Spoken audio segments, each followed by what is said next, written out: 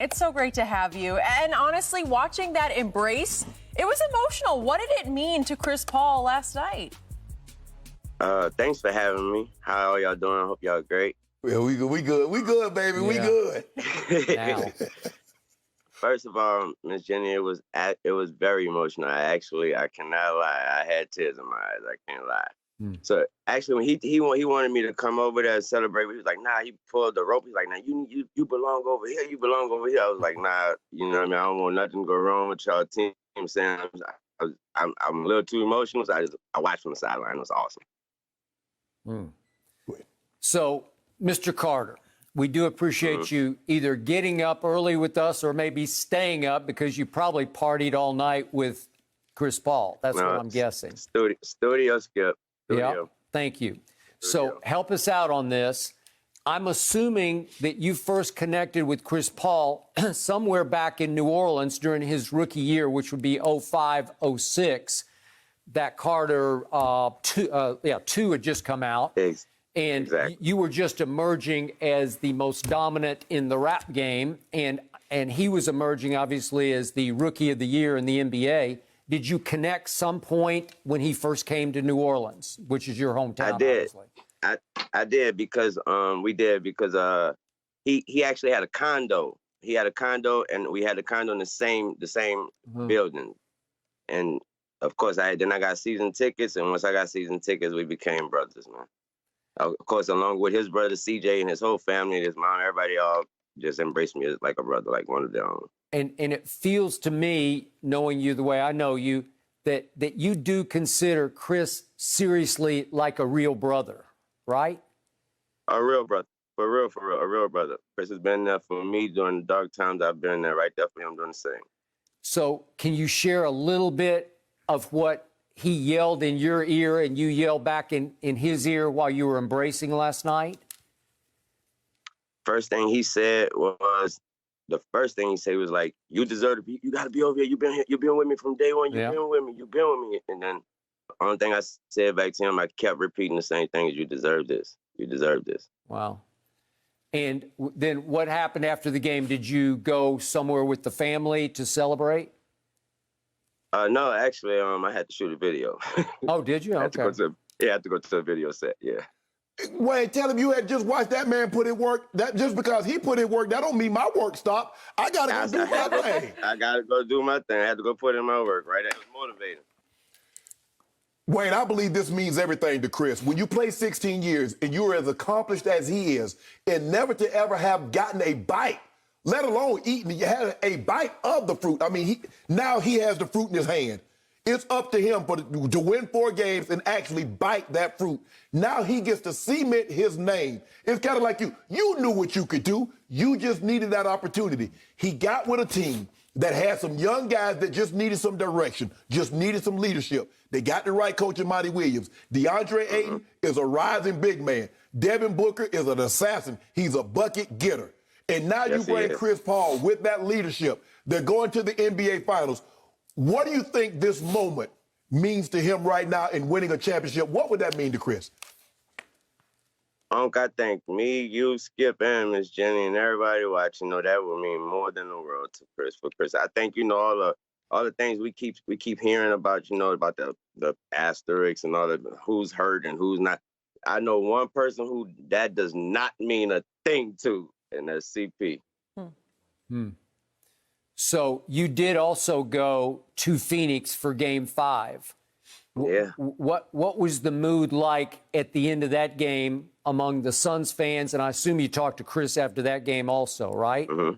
Yeah. The mood amongst the fans there's some great people out there, Skip. They were so happy that the team was just where they are. And they also very confident. They're confident like the team. And so they kind of, it's kind of like they was there. Everybody was okay. Like no panic. What that guy number 12 said, RELAX, something like that. Yeah, you know what, Pat, we were talking during the break, and when you were in Phoenix, you said a certain gentleman that played for the opposing team that happened to shove CP3 in the back. You said, he struck up a conversation with you when you were on the sideline. Can you care to share about what he was talking about? coincidentally, I had a nice little orange button down on. He just wanted to make sure. He just making sure, like, man, you're rooting for you, man. You got the orange on and all that. I was just like, a little laugh, a little chuckle. Pat been my dog though. He been rocking with me since day one. Pat been rocking with me. Are you surprised that he did that to Chris at the time at the break, that he shoved him in the back like he did? I would say I would be surprised at the severity of what he did. Right. Surprised at him doing it. Surprised at what he do now is never surprising. But going that far, yeah. So what was Chris's mood like in the Phoenix locker room after that Game 5 home loss, coming back to Staples for Game 6? He uttered these words. It was real short and quick. Was be there. It's like, be there. I need you to be there, and I need you to be there. We taking it. That's what it was. We taking it. I need you to be there. Oh man, I sure wish you'd have relayed that to me.